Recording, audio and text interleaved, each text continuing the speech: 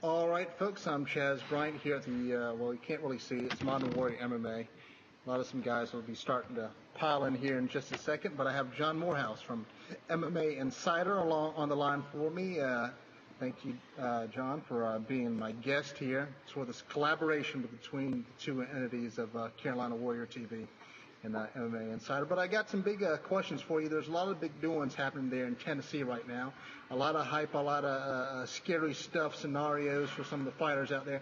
Just tell us about what's sort of been posted on the social media that people are sort of worked up about. Well, just yesterday there was a big article that came out talking about just the situation with the state commission. Apparently the future of the commission is in jeopardy beyond, I believe, June 30th of next year, and the effect obviously that would have on MMA in the state.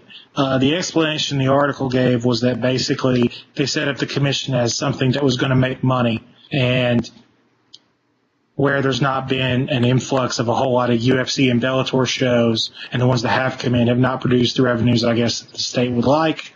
And so therefore, apparently the future of MMA in the state is in jeopardy. I think there's a little more to the issue than the article suggests, and I'm obviously going to be working on that issue from my side of things. The big thing is, unless I'm mistaken and the rules have changed in the past few weeks, amateur MMA is not sanctioned by the state here. It's not like North Carolina. I know how that would affect things from a state perspective. There's also other things they can do, other models that they could adopt, like the Kentucky model, for example, that would bring in more revenue. So it's not this done deal where MMA in Tennessee is on some doomsday clock and a year from now it's going to be basically getting ready to die in the state.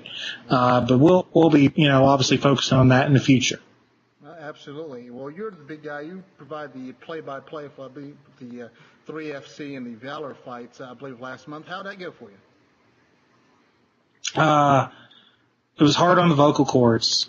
That was a lot of fights. I think it was like 15 or 16 fights in one night. I'm doing it again this next weekend. But it was a new experience. I'd never gotten to do it. The promotion was happy because they're going to have me do it on the majority of their shows going forward, as my schedule permits, as my busy schedule permits. So it's a new thing, and it's a new sort of way for me to get involved in the sport, and I'm excited about it. Maybe some outfit in North Carolina or South Carolina wants to give me a shot at it. I'll give it a whirl. So it was fun. I enjoyed it. Don't take my job.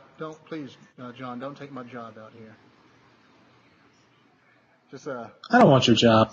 Right. I can do commentating for Carolina Warrior TV.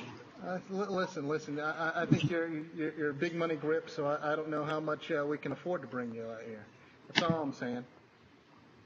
I'll probably work for cheeseburgers. It'd be fine. So, and dog food. Buy my dogs some food, and I'll come in. We'll start flipping burgers and see if we can buy some Alpo for you out there. The other question I had is with the 3F, the XFC, the promotion. They've done a lot of their fights out there in South America right now. I think they had their last one this past Saturday, I believe the 7th. Yep. That just passed up here. I'm sort of curious about what happens to the guys, especially around your way, and of course around our way here in Charlotte. But some of these guys, where did they go to as far as they didn't have any fights for them, or they weren't fighting around the Southeast? Just how they handle it. You got Nate Landwehr, and you had Scott Holtzman, the title holder out there. What some of these things that these guys have done to pass their time while the XFC isn't in town? I mean, they're looking for fights on any show they can get on. I mean, Scott had a fight up in Abingdon, Virginia back in April.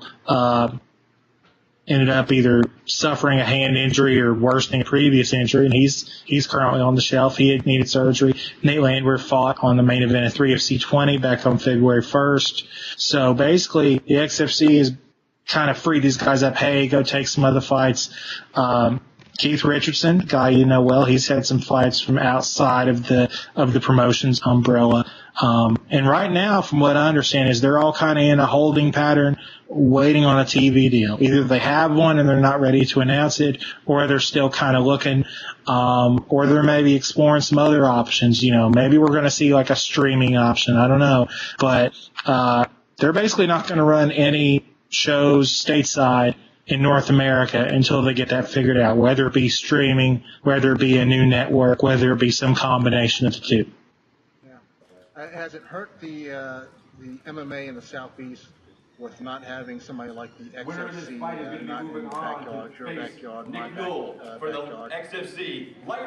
I don't know how much it's hurt things. I mean, it seems, 3FC, which is now Valor, they seem to be doing pretty well. I didn't see a lot of empty seats at the last Fight Lab show from the pictures I saw. Myrtle Beach, it seems like there's a show every couple weeks now. They got all kinds of promotions down there. So it seems like there's a lot of regional shows going on right now. A lot of, some shows, still some pretty good opportunities for some paydays for guys. The only difference is it just may not be necessarily on Access TV. I think obviously if the XFC gets rolling again, that's going to be another opportunity for guys, to get paid and get on shows, and honestly, it's a tough situation, I think, for all the fighters that are under contract for them because, you're in this holding pattern.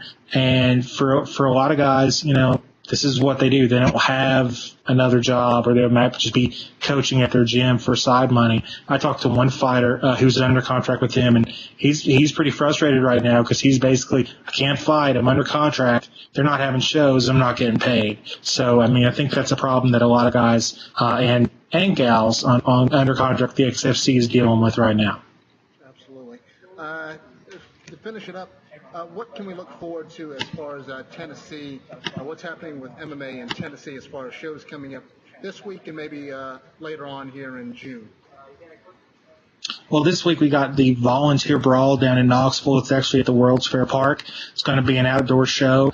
I'm going to be doing commentary on that one. It's going to be very hot.